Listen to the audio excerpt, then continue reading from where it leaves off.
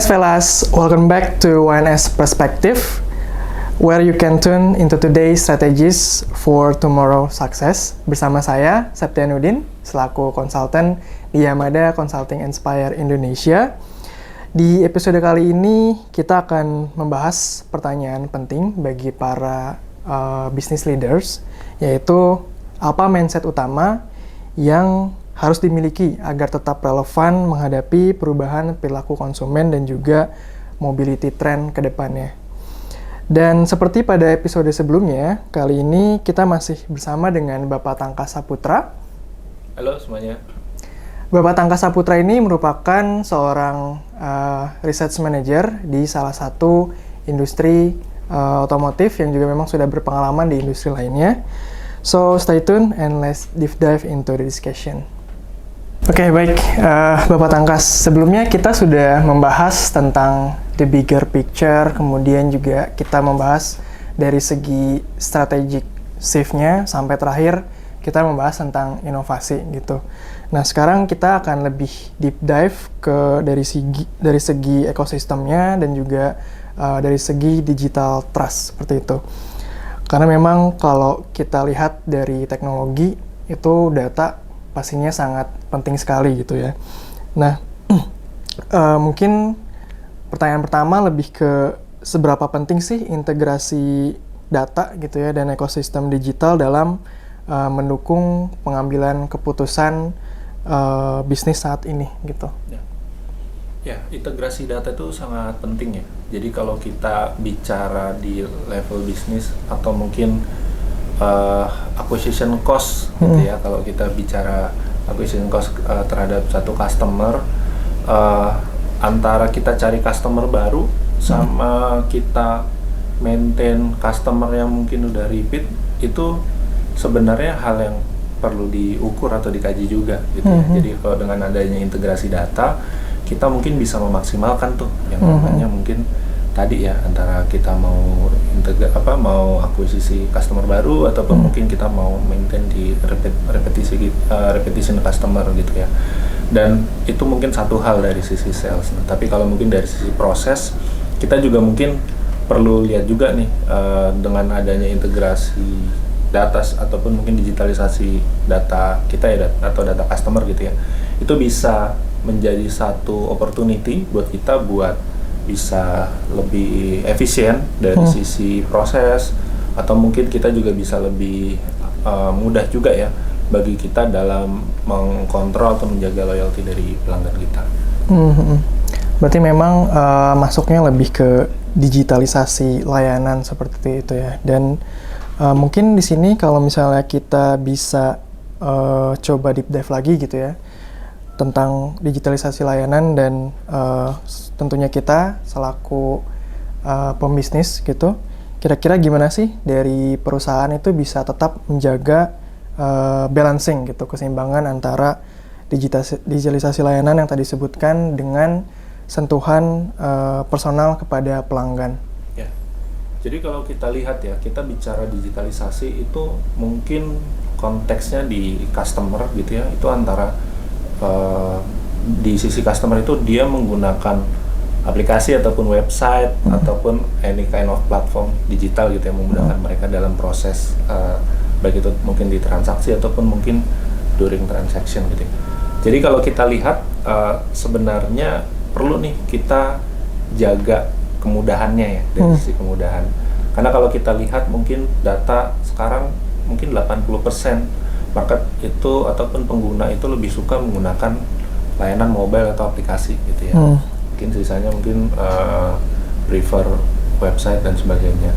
Nah, kemudian kalau kita lihat sebenarnya penting juga layanan aplikasi gitu ya, tapi masih didukung juga nih dengan personal touch dari chat, entah itu mungkin dari layanan live chat ataupun mungkin didukung dengan layanan aplikasi berbasis direct chat juga gitu ya. Mungkin bisa kayak tanya-tanya hal yang mungkin perlu divalidasi lagi gitu ya. Kayak misalkan mungkin nanya ketersediaan barangnya masih ada atau enggak gitu ya, ataupun mungkin kayak terkait dengan SLA-nya berapa lama atau berapa hari. Nah, itu mungkin masih butuh tuh personal chat seperti itu gitu. Jadi tentu kita nggak bisa ngeliat dari sisi kita gitu ya, tapi kita mungkin lihat dari habitnya juga. Oke. Berarti memang selain tadi ada beberapa teknologi, itu diperlukan juga kita yang standby untuk bisa engage customer sendiri gitu. Nah, kalau berbicara tentang digital, itu kan tentu kita harus bisa membangun trust ya kepada pelanggannya. Nah, kira-kira apa sih tantangan terbesar dalam membangun customer trust di era digital sekarang ini? Baik, untuk konteks trust dalam digitalisasi itu sebenarnya suatu hal yang mungkin jadi tantangan ya bagi banyak brand gitu ya. Kalau mungkin kita melihat dalam konteks otomotif, sebenarnya ada nih kebutuhan ataupun mungkin habit gitu ya dari calon pembeli mobil, terutama mungkin mobil bekas gitu ya. Ketika mereka mau beli mobil, mereka nggak yakin nih sama kondisi unitnya. Bisa jadi ini mobilnya kondisinya bagus atau enggak, atau mungkin kayak setelah dicek barangkali ternyata ada hidden cost di dalamnya gitu ya. Nah, sebenarnya kita bisa mengacu pada market otomotif yang ada di luar negeri, khususnya mungkin di Asia ya, atau mungkin di Jepang. Ini udah cukup common nih. Jadi kalau kita lihat sebenarnya customer itu bisa melakukan request untuk inspeksi kendaraan gitu ya, inspeksi kendaraan. Jadi bisa dicek kondisi eksteriornya, interiornya, kemudian mungkin kondisi mesin, sehingga nanti muncul tuh ada yang namanya car grading gitu ya. Nah, dari car grading itu disampaikan informasinya, transparansinya ada. Jadi dari sisi customer itu bisa melihat, oh mobil ini sudah diinspeksi, ada hasilnya mungkin detailnya ABC gitu ya, secara eksterior, interior seperti apa, dan ini mungkin kalau saya perbaiki costnya sekian gitu, berarti saya berani nih tawar ini gitu. Dan itu cukup common di luar negeri, khususnya mungkin di Jepang itu jadi satu keharusan gitu ya. Nah, itu rasanya salah satu contoh digitalisasi yang bisa membangun trust dari sisi customer. Menarik. Memang berarti di Jepang udah common ya dengan car grading tadi, karena memang akan menambah trust kembali. Kalau misalnya masyarakat mungkin mau melakukan jual beli, itu jadi ada trust kalau memang mobilnya tuh cukup layak gitu ya. Nah, kalau misalnya kembali ke pembahasan industri otomotif gitu, tentunya ada yang namanya sustainability gitu. Nah, kalau misalnya dari sisi industri otomotif sendiri dan industri mobilitas, itu kira-kira gimana sih dalam mempersiapkan diri menghadapi era kendaraan listrik atau mungkin kendaraan yang lebih ramah lingkungan? Itu kan mereka banyak juga benefit dan sering juga disupport gitu ya, salah satunya oleh pemerintah. Nah, itu kira-kira menurut pandangan dari Pak Tangka sendiri bagaimana? Baik, terkait dengan kendaraan listrik gitu ya, kalau tadi mungkin kita bahas secara spesifik, kalau kita melihat data Gaikindo untuk tahun 2025 itu sendiri, untuk penjualan mobil listrik murni itu mungkin kenaikannya sangat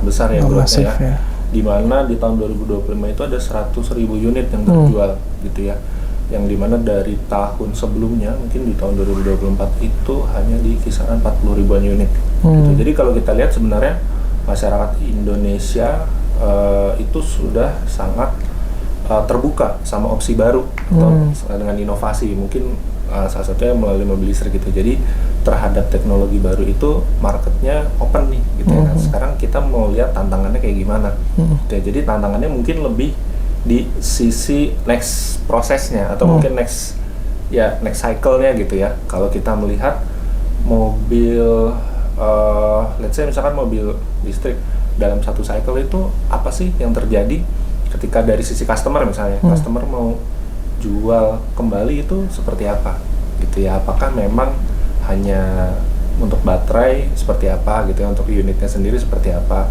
Nah, kalau dari sisi company juga perlu lihat lagi, kalau company kira-kira bisa memberikan perbaikan apa nih gitu ya dari pain point yang muncul dari si pengguna-pengguna EV tadi gitu ya. Serta dari sisi pemerintah juga ya, selaku regulator perlu siapin juga nih infrastrukturnya yang tepat gitu untuk untuk bisa mensupport ini as a green ecosystem lah gitu ya. Jadi mungkin selain dari sisi pengisian dayanya mungkin yang harus diperbanyak, hal lain apa nih yang bisa membantu agar jejak karbonnya nggak terlalu banyak gitu dalam memproduksi EV maupun baterainya tadi. Memang kalau bicara tentang EV ataupun sustainability itu kan tadi disebutkan dia growth-nya juga cukup tinggi ya dari segi penjualan dalam 3 tahun terakhir gitu. Kemudian tapi kita pengen tahu nih kira-kira ada nggak sih tantangan kepada mungkin dari kendaraan yang ramah lingkungan itu ke depannya, tantangan seperti apa yang dihadapi dan bagaimana nih para pelaku industri itu dia bisa mengantisipasi gitu dalam mungkin beberapa tahun yang akan datang. Ya, jadi kalau tantangan dari sisi sustainability khususnya untuk mobil electric vehicle itu mungkin yang perlu dikaji adalah cycle-nya gitu ya. Kemudian tadi ya untuk bisa digunakan itu kan perlu dilihat lifetime baterainya juga ya. Nah itu perlu dikaji lagi apakah secara lingkungan sudah ditangani dengan baik atau belum gitu ya, ataupun mungkin jejak karbonnya untuk bisa memproduksi satu EV itu ada berapa karbon yang ditinggalkan gitu ya. Nah itu rasanya mungkin perlu dikaji juga, walaupun bukan hanya mengacu pada electric vehicle aja gitu ya, mungkin for all vehicle harus dicek juga gitu ya. Tapi yang pasti sih kalau kita lihat karena tadi growth-nya cukup besar ya, data Gaikindo bilang mungkin sudah 140-an% ya growth-nya dari tahun 2024 ke 2025, yang dimana itu perlu diantisipasi juga, berarti jumlahnya semakin banyak gitu ya, dan itu mungkin yang harus diperhatikan. Oke. Ya berarti memang kalau dari segi benefit cukup banyak gitu ya, dan juga secara penjualan juga masif, namun memang tantangan yang perlu diperhatikan adalah dari jejak karbon itu sendiri, seperti itu. Oke, baik. Terima kasih Bapak Tangkas atas insight dan juga sharingnya tadi, sangat bermanfaat sekali pada episode kali ini. Sebelum kita tutup, boleh dari Bapak Tangkas mungkin ada sedikit closing statement? Jadi kalau kita lihat memang ada pergeseran, terutama persepsi terhadap kepemilikan dari sebelumnya mungkin kepemilikan itu satu keharusan, tapi bergeser ke arah utility gitu. Jadi opsinya semakin banyak, customer makin punya banyak pilihan, dan juga brand itu atau company itu harus bisa melihat opportunity ini. Oke, baik. Terima kasih Bapak Tangkas atas closing statement-nya dan juga atas pemaparannya tadi, sangat insightful sekali. Semoga pembahasan hari ini dapat memberikan perspektif baru bagi kita para business leaders dalam menghadapi perubahan perilaku konsumen dan juga mobility trend di masa depan. Dan tentunya terima kasih juga untuk seluruh WNS Velas yang sudah mengikuti episode dari WNS Podcast ini. Dan jangan lupa untuk like, komen, dan share video ini serta follow media sosial kami Yamada Consulting Inspire Indonesia untuk mendapatkan update dan juga insight menarik lainnya. Terima kasih.